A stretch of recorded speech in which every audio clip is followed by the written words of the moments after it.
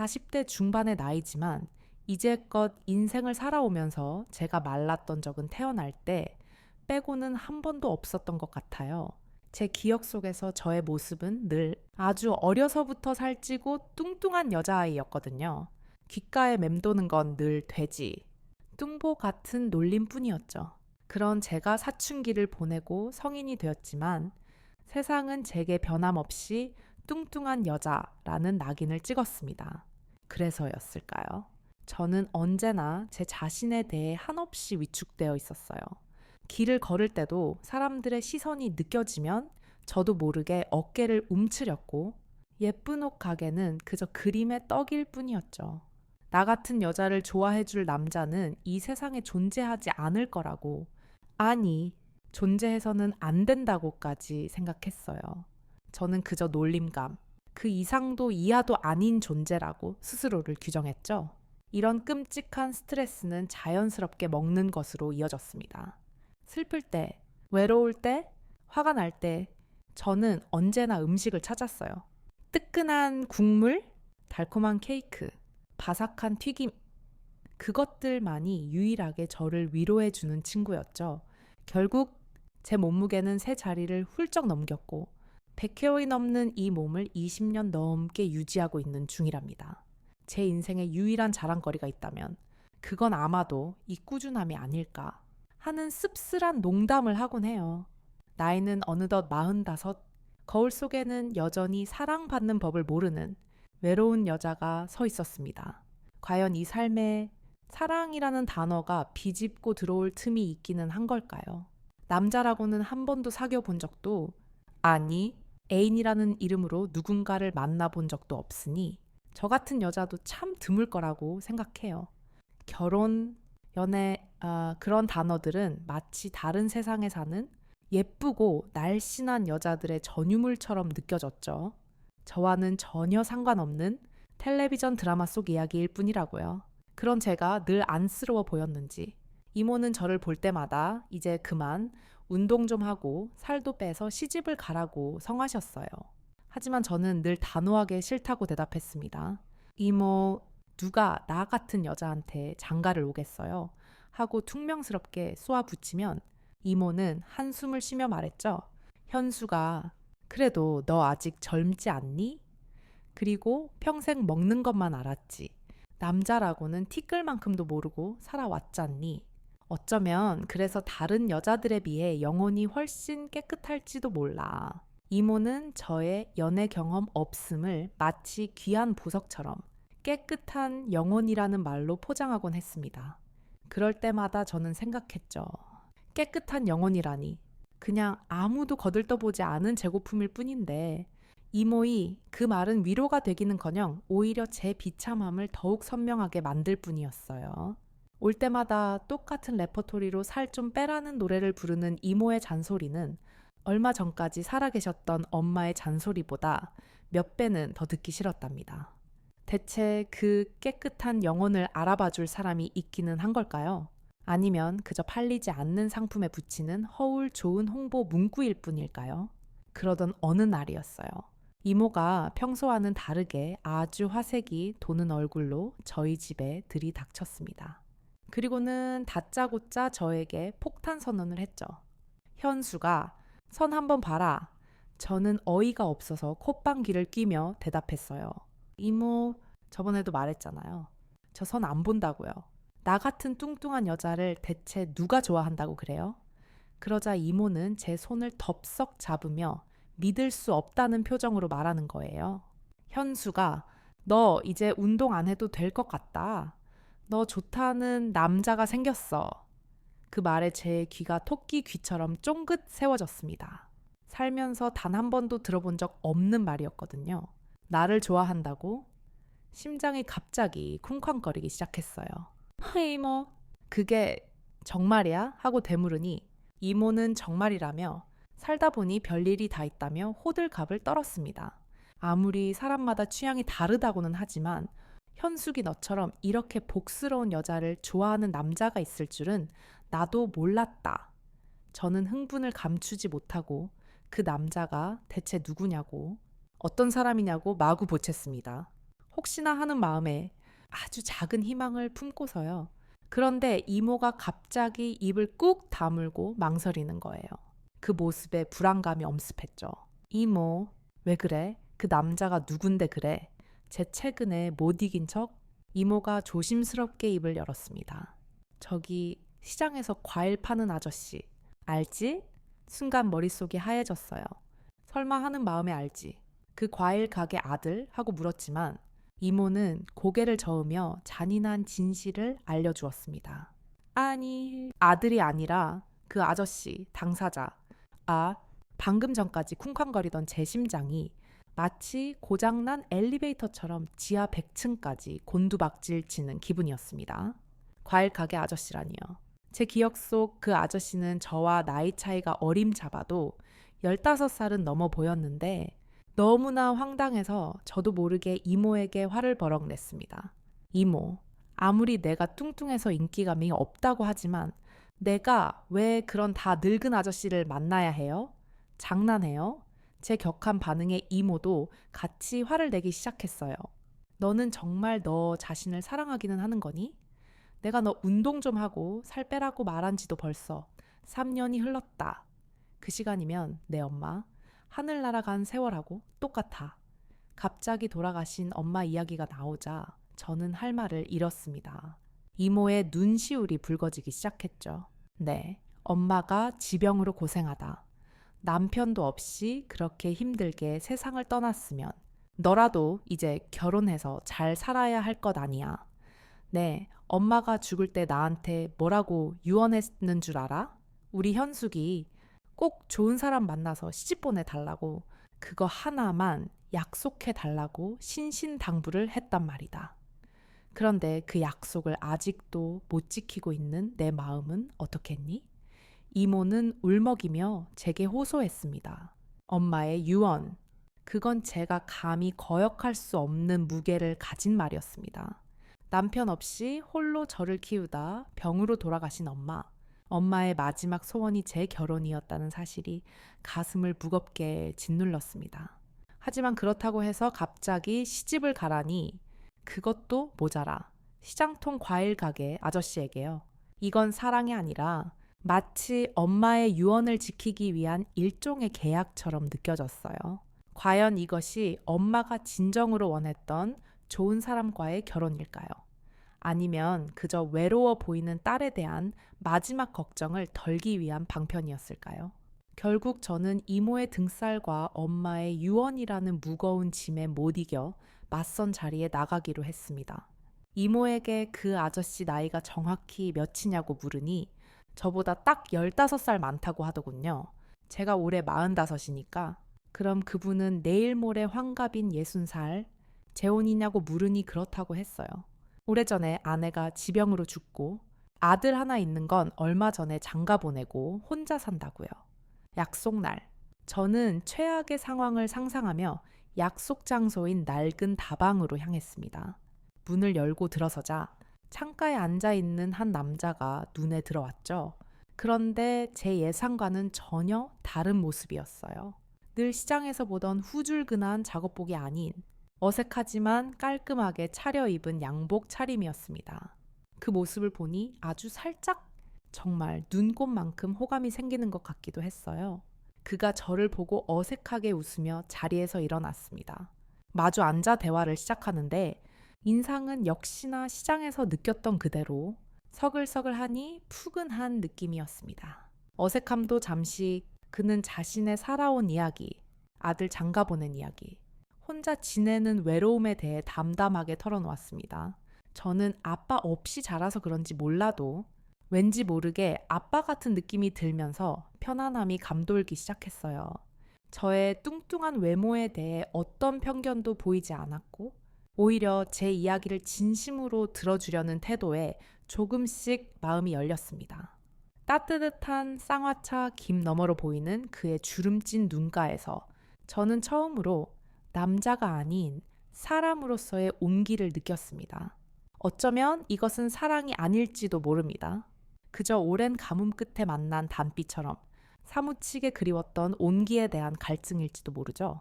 하지만 그 순간 그 느낌이 나쁘지 않았습니다.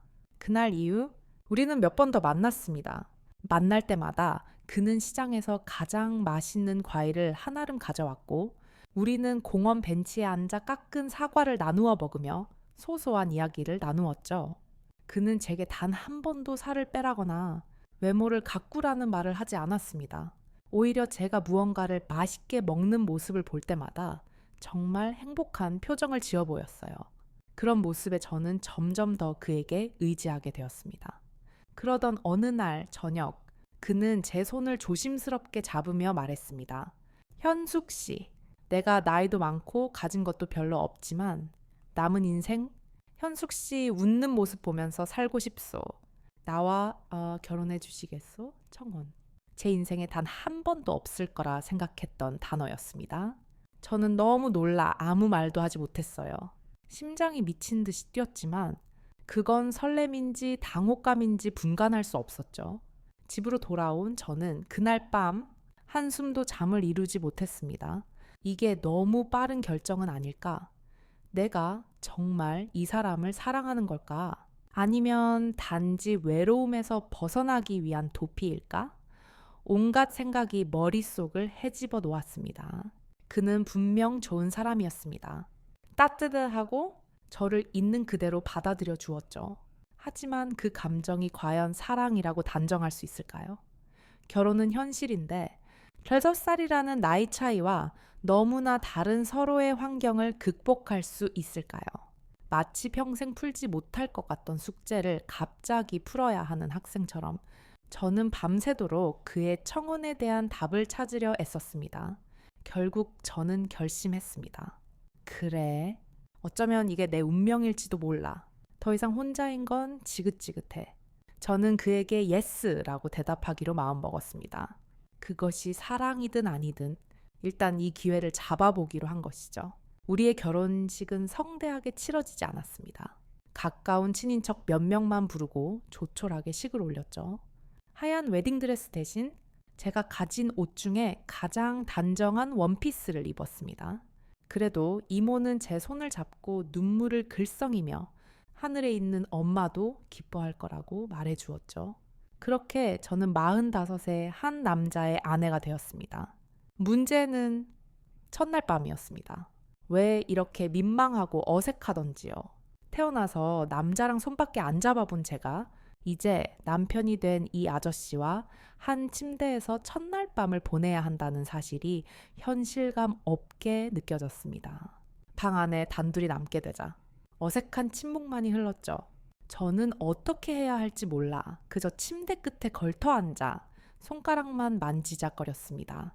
그런 제 마음을 알았는지 긴장한 제게 남편이 와인을 한 잔 건넸습니다. 긴장 풀어요. 임자. 그는 제게 임자라고 불렀죠. 우리는 어색하게 와인을 마시기 시작했고 알코올 기운이 오르자 조금씩 긴장이 풀렸습니다. 남편은 제 어깨를 부드럽게 감싸 안으며 말했어요. 많이 무서웠어? 괜찮소. 나는 당신을 아프게 하지 않을 거요. 그의 목소리는 낮고 따뜻했습니다. 그날 밤 우리는 함께 밤을 보냈습니다. 모든 것이 서툴고 어색했지만 그의 행동 하나하나에는 저를 배려하는 조심스러움이 담겨 있었어요. 제 인생의 첫 경험은 제가 상상했던 것처럼 무섭거나 고통스럽지 않았습니다. 오히려 제 존재를 오롯이 받아들여주는 듯한 그의 따뜻한 품 안에서 저는 기묘한 안정감을 느꼈습니다. 과연 육체적인 결합만으로 사랑이 깊어질 수 있는 걸까요? 저는 그 답을 알지 못한 채 그의 품에서 낯선 첫날 밤의 아침을 맞이했습니다. 그렇게 우리의 첫날 밤은 지나갔습니다. 다음 날 아침 잠에서 깨어 옆자리에 누워있는 그의 얼굴을 보니 기분이 참 묘하더군요. 어젯밤의 일이 꿈처럼 아득하게 느껴지면서도 이제 정말 내가 한 남자의 아내가 되었구나 하는 실감이 밀려왔습니다. 저는 왠지 모르게 이 아저씨가 더욱더 좋아졌어요. 아, 이런 게 바로 사랑이라는 거구나. 이래서 남자랑 여자랑 함께 사는 거구나 하는 걸 어렴풋이 알게 된 것 같았죠. 저는 용기를 내어 그를 불렀습니다. 여보. 그러자 아저씨가 잠시 놀란 듯 하더니 이내 저를 보고 환하게 웃으며 대답했습니다. 왜 그러시오? 임자. 저는 그 임자라는 호칭이 너무 늙어 보인다고 투덜거렸어요. 그게 뭐예요? 너무 옛날 사람 같잖아요. 그냥 자기라고 불러줘요. 그랬더니 아저씨가 제 볼을 꼬집으며 말하는 거예요. 허허, 알겠어. 그럼 우리 뚱이라고 부를까? 뚱이라니. 다른 사람이 그랬다면 기분 나빴을 그 말이 이상하게도 그의 입에서 나오니 정겹게 들렸습니다. 저는 그의 별명이 마음에 들어 웃음을 터뜨렸어요. 저도 그를 사랑하게 된 것이 분명했습니다. 자세히 보니 우리 아저씨, 이 나이 먹도록 평생 힘들게 과일 장사를 해서 그런지 저와는 정반대로 빼빼 마른 게 정말 군살 하나 없었거든요. 사실 제가 뚱뚱해서 그런지 그의 마른 모습이 좋긴 했지만 한편으로는 너무나 안쓰럽게 느껴졌습니다. 이른 아침, 그가 끓여준 구수한 된장찌개를 함께 먹으며 저는 처음으로 누군가를 위해 내 삶을 바치고 싶다는 생각을 했습니다. 이 작은 행복이, 이 평범한 아침 식사가 어쩌면 제가 평생 찾아 헤매던 사랑의 진짜 모습은 아닐까요? 결혼 생활은 생각보다 평온했습니다. 저는 이제부터 과일 가게 운영하는 걸 도와주겠다고 나섰지만 남편은 손사래를 치며 극구 말렸습니다. 평생을 나 혼자 해온 일이요. 당신은 그냥 집에서 살림하면서 푹 쉬시오. 그의 배려가 고마우면서도 한편으로는 온종일 혼자 집에 있는 것이 무료하게 느껴졌습니다. 남편은 매일 저녁 퇴근길에 제 생각을 하며 사온 것들을 잔뜩 풀어놓았습니다. 시장에서 가장 맛있다는 족발, 갓 튀긴 꽈배기, 달콤한 파티 듬뿍 든 찐빵까지. 그는 제가 무언가를 먹는 모습을 보는 것을 세상에서 가장 큰 기쁨으로 여기는 듯 했어요. 우리 뚱이 많이 먹고 더 복스러워져야지. 그는 늘 그렇게 말하며 제 입에 음식을 넣어주곤 했습니다. 처음에는 그저 저를 위하는 그의 사랑 방식이라고 생각했어요. 하지만 날이 갈수록 조금 이상하다는 생각이 들기 시작했습니다. 그는 마치 저를 사육하려는 것처럼 보였거든요. 제가 배부르다고 말해도 한 입만 덜을 권했고 야식이 먹고 싶다고 하면 한밤중에도 달려나가 사왔습니다. 그의 사랑은 언제나 먹이는 행위와 연결되어 있었죠. 마치 애완동물에게 끊임없이 간식을 주며 애정을 표현하는 주인처럼요. 그의 이런 행동은 과연 순수한 사랑일까요? 아니면 저를 자신의 취향에 맞는 모습으로 만들려는 일종의 소유욕일까요? 저는 그의 넘치는 사랑에 감사하면서도 마음 한구석에서는 설명하기 힘든 기묘한 위화감을 느끼기 시작했습니다. 그의 사랑 방식은 세상의 모든 상식과 정반대 방향으로 흐르고 있었습니다. 집에서 쉬면서 무료함에 텔레비전을 켰는데 마침 다이어트에 대한 프로그램이 나오고 있었습니다. 예전 같으면 채널을 돌려버렸겠지만 이제는 상황이 달랐죠. 나도 결혼도 했겠다. 비록 나이 많은 남자지만 사랑하는 남편도 생겼겠다. 그에게 좀 더 예쁘게 보이고 싶다는 욕심이 생겼습니다. 남편은 지금의 내 모습을 좋아해주지만 만약 내가 살을 빼서 날씬해진다면 그가 나를 더 사랑해주지 않을까? 그런 생각에 저는 남편 몰래 비밀스러운 대변신 프로젝트를 계획했습니다. 남편이 가게에 나간 낮 시간을 이용해 집에서 홈트레이닝 영상을 따라하기 시작했고 그가 사오는 야식은 그의 눈을 피해 몰래 버리거나 다음 날 먹는 척 했습니다. 식단 조절도 시작했죠. 밥은 반 공기만 먹고 채소 위주로 식단을 꾸렸습니다. 며칠 지나지 않아 몸이 가벼워지는 것이 느껴졌어요. 굶주림의 고통은 컸지만 거울 앞에서 조금씩 변해가는 제 모습을 보는 기쁨이 더 컸습니다. 이것은 남편을 위한 일이기도 했지만 어쩌면 제 인생 처음으로 스스로를 위해 무언가를 노력하는 경험이기도 했습니다. 만약 내가 성공한다면 남편은 얼마나 기뻐할까?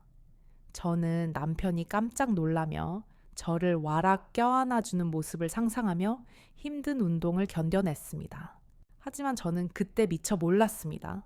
제가 꿈꾸는 이 달콤한 상상이 사실은 우리 관계에 드리워질 거대한 폭풍의 전조였다는 것을요. 과연 나의 이 비밀스러운 노력이 사랑의 깊이를 더하는 계기가 될까요? 아니면 모든 것을 망가뜨리는 판도라의 상자가 될까요? 그렇게 비밀스러운 다이어트를 시작한 지 약 2주가 지났을 무렵, 저는 호기심에 체중계 위에 올라섰습니다. 그리고 제 눈을 의심했죠. 무려 3kg이나 빠져 있었습니다. 20년 넘게 100kg 아래로 내려가 본 적이 없던 저에게는 정말 기적 같은 일이었습니다. 저는 너무 기쁜 나머지 이 사실을 남편에게 서프라이즈로 알려주고 싶다는 생각도 잊은 채에 퇴근한 남편에게 달려가 소리쳤습니다. 여보, 이것 좀 봐요. 나 살 빠졌어. 4kg나 빠졌다고요. 저는 남편이 저를 칭찬해주고 기뻐해줄 거라고 굳게 믿었습니다. 하지만 그의 반응은 제 예상을 완전히 빗나갔습니다. 그는 체중계의 숫자를 확인하더니 한 번도 보여준 적 없었던 싸늘하고 화난 표정으로 저를 쳐다보았습니다. 그리고는 낮은 목소리로 물었죠. 다이어트 하는 거요? 저는 아무것도 모른 채 해맑게 대답했습니다. 응, 당신한테 더 예쁘게 보이고 싶어서. 나 잘했지? 그 순간 남편은 버럭 소리를 질렀습니다. 대체 못하러 그런 짓을 하는 거요? 저는 그의 갑작스러운 분노에 너무 놀라 아무 말도 할 수 없었습니다. 다이어트 하면 나도 좋고 당신도 좋은 거 아니에요? 하고 떨리는 목소리로 묻자 그는 더욱 화를 내며 말했습니다. 아니, 전혀 좋지 않소. 내가 당신 날씬한 거 원해서 결혼한 줄 아시오? 그의 분노는 마치 제 모든 노력을 비웃는 것 같았습니다. 제가 상상했던 행복한 미래는 산산조각 났고 그 자리에는 싸늘한 그의 분노와 저의 당혹감만이 남았습니다. 왜 그는 화를 내는 걸까요? 남편의 이 이해할 수 없는 분노는 제가 알지 못했던 그의 또 다른 모습을 예고하는 것만 같아 두려웠습니다. 남편의 분노는 거기서 그치지 않았습니다. 그는 믿을 수 없다는 듯 제게 계속해서 화를 냈습니다. 내가 당신의 그 펑퍼짐한 살집이 좋아서 그 복스러운 모습이 좋아서 결혼한 건데 다이어트를 해버리면 그게 다 날아가는 게 아니오. 저는 그의 말을 이해할 수가 없었습니다. 세상 모든 남자가 싫어하는 뚱뚱한 몸매, 제 평생의 콤플렉스이자 수치심의 근원이었던 바로 그것이 그가 나를 사랑한 이유라니요. 이건 무슨 말도 안 되는 소리일까요? 그의 고백은 충격 그 자체였습니다. 그는 제가 다이어트를 한다는 사실에 배신감을 느낀 듯 보였습니다. 제발 쓸데없는 짓 하지 말고 예전처럼 맛있게 먹어주시오. 나는 지금 당신 모습 그대로가 세상에서 제일 아름답단 말이오. 그의 목소리는 분노에서 애원으로 바뀌어 있었습니다. 그제야 저는 모든 퍼즐 조각이 맞춰지는 것을 느꼈습니다. 왜 그가 항상 제게 음식을 권했는지, 왜 제가 먹는 모습을 보며 그토록 행복해했는지, 그리고 왜 제가 살이 빠진 것에 이토록 분노했는지를요. 그는 정말로 진심으로 저의 이 100kg이 넘는 몸을 사랑했던 것입니다. 제 가장 큰 결점이 그에게는 가장 큰 매력이었던 셈이죠. 이보다 더한 심리적 역설이 또 있을까요? 저는 평생을 제 몸을 증오하며 살아왔는데 제 남편은 바로 그 몸 때문에 저를 사랑한다고 말하고 있었습니다. 그렇다면 이 사랑은 진짜일까요? 아니면 그저 그의 독특한 취향, 일종의 패티시즘에 제가 이용당하고 있는 것은 아닐까요? 저는 그의 진심 앞에서 기쁨보다는 혼란스러움을 먼저 느꼈습니다. 그날 이후 우리 사이에는 어색한 기류가 흘렀습니다. 남편은 제가 다이어트를 계속할까봐 노심초사했고 실제로 살이 조금씩 빠지는 걸 보고는 잠자리에서도 저를 멀리하는 것이 느껴졌습니다. 그의 따뜻했던 손길은 사라졌고 밤마다 저를 안아주던 품은 텅 비어버렸죠. 그의 사랑이 식어가는 것을 느끼자 저는 덜컥 겁이 났습니다. 저는 그의 사랑을 잃고 싶지 않았어요. 며칠을 고민했습니다. 평생의 소원이었던 다이어트를 계속해서 세상의 기준에 맞는 정상적인 여자가 될 것인가? 아니면 다이어트를 포기하고 그의 사랑을 되찾을 것인가? 제 내면에서는 두 개의 자아가 치열하게 싸웠습니다. 하나는 평생 들어온 살을 빼야 한다는 사회적 압박이었고 다른 하나는 제 존재 자체를 긍정해준 유일한 사람, 남편의 사랑이었습니다. 결국 저는 결정을 내려야만 했습니다. 안 되겠다 싶어서 저는 다이어트고 뭐고 다 내던져 버렸습니다. 다시 예전처럼 식사를 하고 남편이 사오는 야식까지 꼬박꼬박 챙겨 먹기 시작했죠. 살을 다시 찌우기 위한 노력을 시작한 것입니다.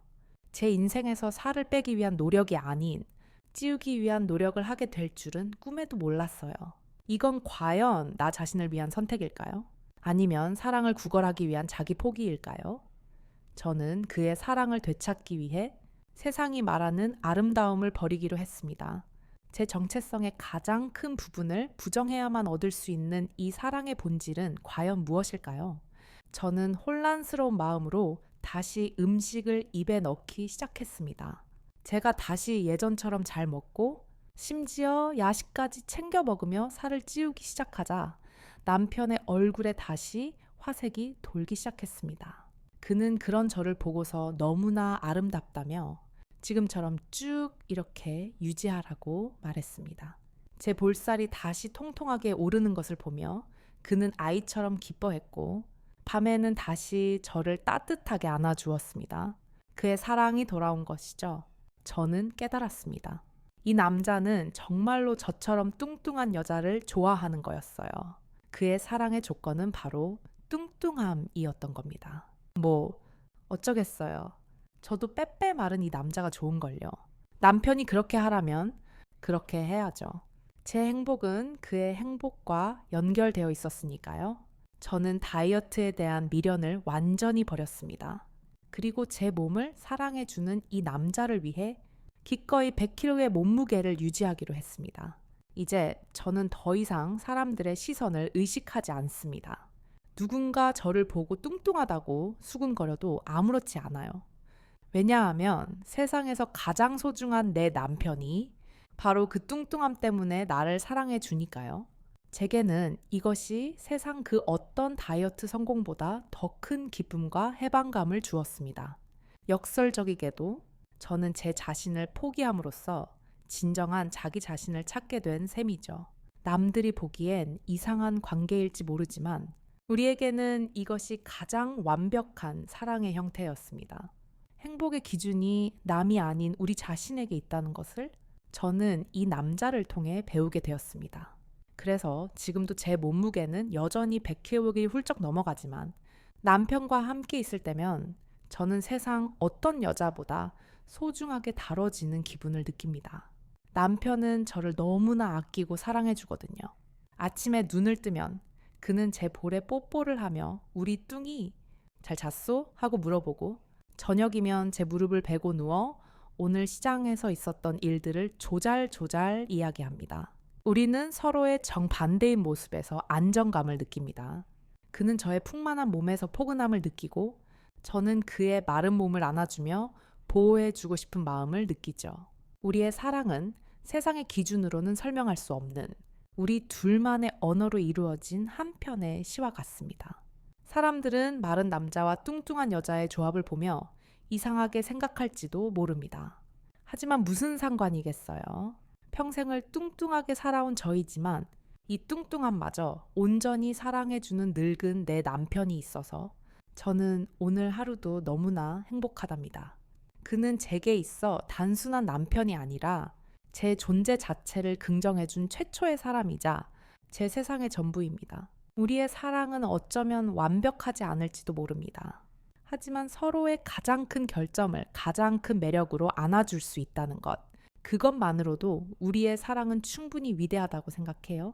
여보야, 오늘 밤은 조심해야 해. 저번처럼 모르고 깔아뭉갤지도 몰라. 제 농담에 남편은 그저 행복하게 웃습니다.